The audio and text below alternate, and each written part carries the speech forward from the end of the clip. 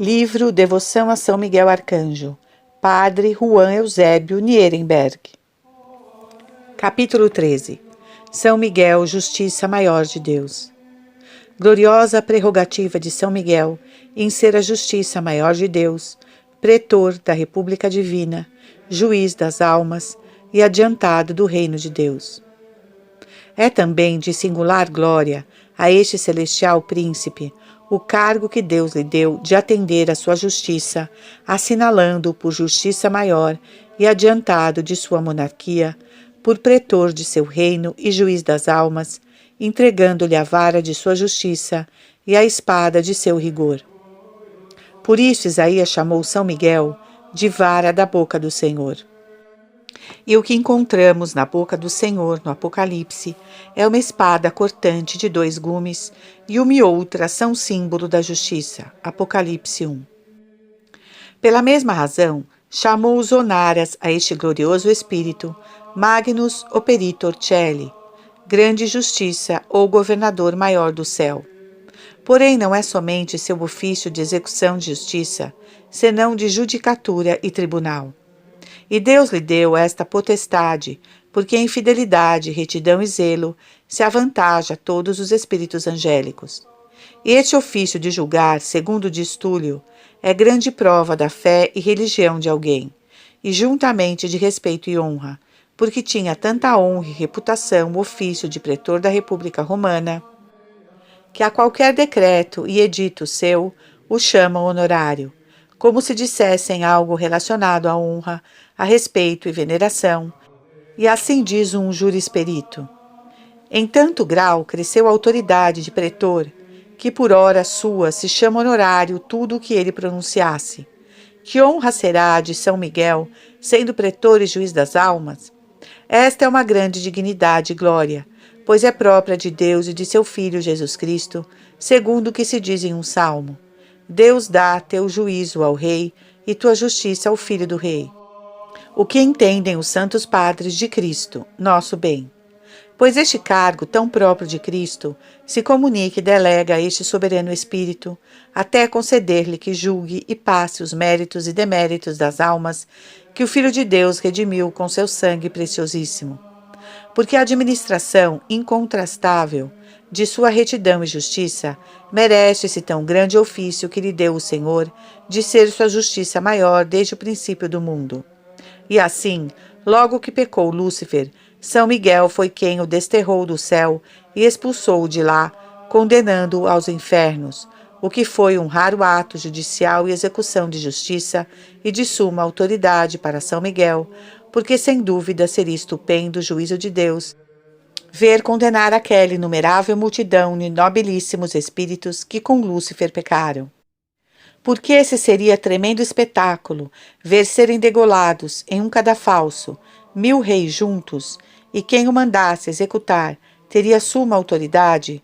Qual será a autoridade de São Miguel, quando exercitando a justiça de Deus, lançou nos infernos milhões de espíritos, entre os quais iam principados, dominações, tronos, querubins e serafins, de muito maior poder e grandeza que os reis da terra? Entregou-lhe também o Senhor, como a sua justiça maior, as chaves do cárcere do inferno, segundo consta no Apocalipse, e assim, deixando Lúcifer em cadeias, o encarcerou ali por muitos séculos. Também quando Adão, cabeça e príncipe do gênero humano, pecou, São Miguel veio a julgá-lo em nome de Deus e o expulsou do paraíso, como notam sérios doutores. E é muito conforme aos padres, e mesmo necessário dizer-se assim, segundo a doutrina que ensinam, que nas aparições antigas de Deus era um anjo quem aparecia, e nas principais foi São Miguel. Por isso, ainda que no Pentateuco se diga que o Senhor falou com Moisés e deu-lhe a lei, Santo Estevão diz que foi um anjo, e o mesmo supõe o apóstolo. Esta potestade judiciária de São Miguel foi manifestada pelo Senhor ao profeta Zacarias, mostrando ao grande sacerdote Jesus, filho de Josedeque, diante do tribunal onde estava São Miguel, por juiz, e o demônio fazendo ofício de acusador. Se bem que foi tão piedoso nesse juízo o anjo do Senhor, isto é, São Miguel, como declaram os intérpretes, que mais fez ofício de advogado que de juiz, porque como tem às vezes do Senhor que, sendo justo, é também misericordioso, não se esquece tampouco da misericórdia, quando pode haver lugar para ela. O mesmo confirma uma história que Alano de Rupe conta, que estando um grande usureiro para morrer, viu São Miguel que colocava em uma de suas balanças suas boas obras, em outra os demônios puseram seus pecados. Porém esta logo caiu por terra, como a que quase infinitamente sobrepujava em cargo e peso, até que, chegando à Virgem Santíssima, ela pôs um rosário na balança das boas obras, com o que se acrescentou tanto peso que venceu a outra e a fez levantar-se por alto. Porque esse homem mereceu, pela devoção ao Santo Rosário, que a Mãe de Deus olhasse com bons olhos e alcançasse para ele a graça da contrição, oportunidade de confessar-se e resolução de restituir tudo quanto havia ganhado mal. Desta forma, pesa São Miguel com retidão nossas obras boas como justo, e como misericordioso admite qualquer acréscimo de compensação. Pelo que diz um autor, que pela singular clemência deste soberano príncipe, Deus fez dele nosso Senhor juiz e presidente das sentenças finais de nossa eterna salvação ou condenação. Isto canta a Igreja quando diz em nome de Deus: Ó Miguel Arcanjo, eu te escolhi por príncipe para receber as almas dos que saem deste mundo. Outras vezes se lê no ofício eclesiástico que Deus fez entrega a São Miguel de todas as almas santas, para que por meio dele vão ao paraíso dos deleites. Em suas mãos caem as almas dos justos, quando se apartam dos corpos. Ele as leva e apresenta, ou faz que se levem ou apresentem em seu nome ao trono da soberana majestade de Deus. Esse seu ofício se estendeu às almas dos profetas, patriarcas, apóstolos e mártires, depois de haver lutado neste mundo valorosamente por suas pessoas e recebido muitas feridas em seus corpos e perdido a vida em razão da glória de Deus. Os braços deste arcanjo são os carros triunfais em que são postos e caminham o espírito do grande Batista encarcerado e o do Pedro crucificado e o de Paulo degolado e o de Bartolomeu esfolado e de todos os demais santos e justos. Precedem a este ofício outros de socorrer nos instantes da morte por si e por meio de seus ministros aos que na última batalha estão agonizando, e o de julgar todas as causas de vida e de morte eternas das almas que saem deste século. Esta suprema judicatura do arcanjo é significada pelo peso e espada com que comumente o pintam. Ele começa e acaba com a autoridade de Cristo nosso Senhor, o juízo particular de todos e de cada um dos que morrem. E como os reis fazem justiça e dão sentenças por meio de seus ministros superiores, assim Jesus Cristo, Rei e Juiz universal dos séculos, até o último dia da ressurreição geral, pronuncia todas as sentenças por meio deste santo arcanjo. Se tanto procuram os pleiteantes o favor dos juízes, que deve fazer cada um dos homens para ganhar a graça deste soberano príncipe no pleito que traz sobre alcançar um reino eterno e escapar da eterna condenação? Assim conveio que se dispusesse o exercício da justiça de Deus por meio deste grande ministro seu. O juízo universal será feito por Jesus Cristo, por si mesmo, à vista de todos os séculos, idades e nações. Os particulares executam-se e acabam-se por seu lugar tenente na Igreja, que é o arcanjo São Miguel. Se todas as demais coisas que pertencem à linhagem humana, Deus as governa por meio de seus anjos, não houve por que excetuar-se esta dos juízos particulares das almas, nem por que não dá-la ao maior confidente privado que depois de sua mãe tem ou teve. Se antes da encarnação de Jesus Cristo se formava esta judicatura somente por anjos em nome de Deus, agora depois de encarnado e morto e ressuscitado, pode-se e deve-se fazer com sua autoridade da mesma forma. No dia do último juízo, o ministro principal será São Miguel, porque tudo o que nos dias antecedentes se há de fazer, São João atribui no Apocalipse a esse arcanjo e ao que ele executou por si só ou por meio de seus ministros. Ele tirará a vida do anticristo, colocará correntes em Lúcifer, escurecerá os astros e planetas, perturbará os elementos, empreenderá aquele incêndio geral com que em breve tempo todos os reinos, todos os impérios, todos os senhorios, todas as cidades, todos os templos, todos os homens, todos os animais, todas as plantas, todas as riquezas, todas as delícias se acabarão e se tornarão pó e cinza. Todos esses são atos de justiça. Depois deste incêndio, haverá um silêncio geral em todo o mundo e um pasmo das criaturas que nele estão.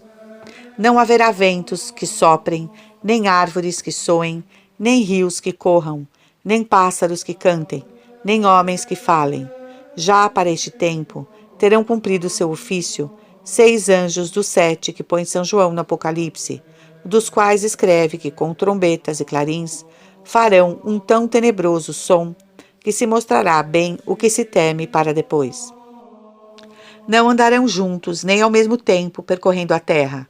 Cada anjo terá seus dias para fazer revista e tocar arrebato, indo com outras tropas de anjos a visitar os confins dos reinos. Porém, nos dias que pertencem ao 7º anjo, que é São Miguel, por cuja conta corre em particular a ressurreição dos mortos, logo que começa a dar vozes e a tocar a trombeta, descobrir-se-ão todos os mistérios, como diz o evangelista São João. Por isso o apóstolo São Paulo chama a última trombeta e último toque o deste anjo. In novissa tuba, com o seu som e voz hão de ressuscitar todos os mortos, e assim havemos de ver São Miguel como a Pai que há de ser, ou instrumento da vida corporal que eternamente teremos. Por sua ordem se hão de levar todas as cinzas da linhagem humana a Jerusalém, onde se há de executar a ressurreição universal de toda ela. Porque como foi São Miguel o juiz e presidente de todos os juízos e causas particulares de vida ou morte eterna, até o fim do mundo, a ele se encomenda quanto é possível a execução do juízo universal, ele atemorizará o mundo, apagará os luminares do céu, queimará a terra, ressuscitará a linhagem humana e finalmente irá ao céu pelo juízo dos vivos e dos mortos e virá com o estandarte da cruz, qual alferes da milícia de Deus. Por isso nossa Mãe Igreja lhe dá tal título para aquele dia. Tudo o que foi dito nos ensina quanto devemos reverenciar o glorioso São Miguel, por ser tão amoroso com a linhagem humana, seu patrono, protetor, defesa e presidente dos juízos particulares que se fazem de cada um à hora da morte, ministro executor do que precederá o juízo universal no fim do mundo. Capítulo 14. Ministério sacerdotal de São Miguel. Grande privilégio de São Miguel, o ministério sacerdotal que usou em favor dos homens e a força que tem sua intercessão. É também singular grandeza do glorioso São Miguel a grande força de sua intercessão para com Deus, porque ele o escolheu por intercessor e medianeiro dos homens para com sua divina clemência. Pelo que se chama, no Zoar, grande sacerdote, e verdadeiramente se pode chamá-lo assim, não por metáfora e exagero, senão porque, de verdade, ele fez ofício de sacerdote sacrificado, oferecendo a Deus verdadeiro sacrifício, o que consta no livro dos Juízes, pois no capítulo 6, quando apareceu a Gedeão, para que fosse ser capitão e juiz do povo do Senhor, São Miguel sacrificou então pães ázimos e carne, que mandou para Gedeão, que pusesse sobre uma pedra, do qual se serviu como diácono, e logo ele, como sacerdote, ofereceu o sacrifício com tanta caridade, que em sinal de seu ardor e grandeza, fez que saísse fogo de uma pedra, que o consumisse por inteiro, em suave holocausto, o qual não ofereceu a Deus este glorioso Espírito por necessidade própria, senão de Gedeão e de todo o povo de Israel, que estava opresso pelos madianitas. E foi tão aceito pelo Senhor este sacrifício, que ele deu aos hebreus uma milagrosa vitória, com que sacudiram o jugo tirânico, ficando com liberdade, quietude e reputação. Também notam graves intérpretes que, quando Miguel apareceu a Manoé, exercitou o ofício de sacerdote, oferecendo outro holocausto gratíssimo ao Senhor, e nele igualmente pelo bem de Israel, para que fosse aliviado por meio de Sansão da tirania dos filisteus. Porque o que diz a Escritura, que Manoé trouxe um cabrito e oferendas, e pondo sobre uma pedra, ofereceu a Deus, que faz maravilhas. Isto é interpretado por nosso Cornélio, como que não tanto o ofereceu por si mesmo, quanto por São Miguel, porque aqui diz que fez ofício de sacerdote e sacrifício esse admirável arcanjo, tirando fogo da pedra com que se consumiu a hóstia, e Manoé só fez ofício de ministro diácono. Nesta ocasião, São Miguel não somente tirou fogo da pedra para significar-nos o fogo de sua caridade, senão que, colocando-se dentro da chama, com ela mesma subiu ao céu, no que nos mostrou sua seráfica natureza e caridade, com a qual intercede no céu pelo povo fiel. Pelo que disse o Zoar, o que faz na terra Arão, isto é, o sumo sacerdote, isso faz no céu Miguel. E Pantaleão diz que nos mistérios Miguel consagra, porque os oferece a Deus nosso Senhor, e intercede pelos que os oferecem. O que é mais é que no sacrifício tremendo da lei evangélica tem grande parte São Miguel, pois por ele principalmente se diz, no cânon da missa, aquelas palavras, em que roga o sacerdote a Deus que mande levar por mãos de seu santo anjo, isto é, de São Miguel, como declaram alguns, o corpo e sangue de Cristo, nosso Redentor, ao altar sublime de Deus, de cuja cláusula diz Durando. São de tanta profundidade essas palavras que apenas as pode tocar o entendimento humano. E é assim, porque sem dúvida é um mistério profundo que não só as orações, suspiros e afetos dos homens São Miguel apresente a Deus, senão que Cristo queira, sendo ele o principal, oferente e sacerdote, que o sacrifício de seu corpo e sangue seja apresentado no céu por São Miguel ao Pai Eterno. Esta é uma dignação suma do Filho de Deus para com este santo anjo e uma suma dignidade do mesmo anjo a quem devemos recorrer para que apresente ao Senhor todas as nossas obras e orações, pois o mesmo Cristo quer que ele apresente seu sacrifício. Porventura, foi esse sublime Espírito, aquele de quem disse o glorioso São João Damasceno, falando de São Gregório Magno. Quando sacrificava, tinha por companheiro daquele sacrossanto ministério um anjo celestial e divino. Além disto, autoriza São Miguel ao sacerdote cristão com o sacrifício de louvores que ele e os santos anjos oferecem a Deus nosso Senhor enquanto é celebrado, ao que os comentadores das liturgias chamam sacrifício dos anjos, porque assim, como nos holocaustos antigos, enquanto eram oferecidos, estavam muitos ministros do templo cantando salmos e louvores ao Senhor, assim também convinha que, enquanto se celebra o sacrifício cristão, estivessem coros de anjos louvando o mesmo Senhor, cujo príncipe é São Miguel, pelo que o chamou Sofrônio, mestre de capela dos anjos, que quer dizer corifeu, título proporcionado a seu ofício por ser o principal e o primeiro nesse sacrifício angélico de louvores. Muitas outras funções sacerdotais o Senhor entregou a seu servo e fiel e privilegiado ministro Miguel. Por isso, no lugar que ele escolheu, no Monte Gargano, ele mesmo, como diz Durando, fundou uma igreja e consagrou o seu altar, e isto fez por privilégio divino, segundo nota Soto, proibindo que o bispo exercitasse este ofício, porque por divino mandato ele quis fazer, como fez, essa função episcopal. Lê-se em outras histórias que São Miguel foi ministro de vários sacramentos da Igreja. A Eunofódio deu a extrema-unção. A Santo Antilóquio consagrou bispo. Deu Eucaristia a alguns servos de Deus. Pelo que ensina, segundo o Escoto, que ainda que os anjos não sejam sacerdotes, nem ministros ordinários dos sacramentos da lei da graça, podem sê-lo extraordinariamente. Porém, São Miguel, ainda que exercite outras funções sacerdotais extraordinariamente, há de interceder e orar pelos homens, lhe é ordinária, frequente e muito solene também o oferecer nossas orações. Pelo que o evangelista São João viu esse supremo anjo que veio e esteve diante do altar de Deus, tendo um incensório de ouro, que preencheu como de suavíssimo incenso das orações dos justos, e subiu ao céu o perfume dos aromas, isto é, das orações, desde a mão do anjo São Miguel, como supõe nossa Mãe Igreja. E o mesmo anjo se mostrou com semelhante hábito a Santa Isabel monja.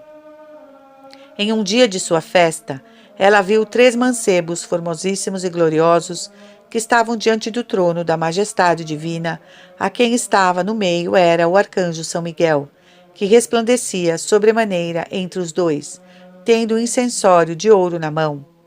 Pouco depois, o viu com uma insigne bandeira, capitaneando uma grande multidão de espíritos celestiais, que 3 vezes, prostrando-se no solo, adoraram ao Senhor. Esta revelação lhe declarou o poder contra os inimigos que com sua intercessão tem esse supremo anjo, sendo por suas orações nosso defensor e patrono.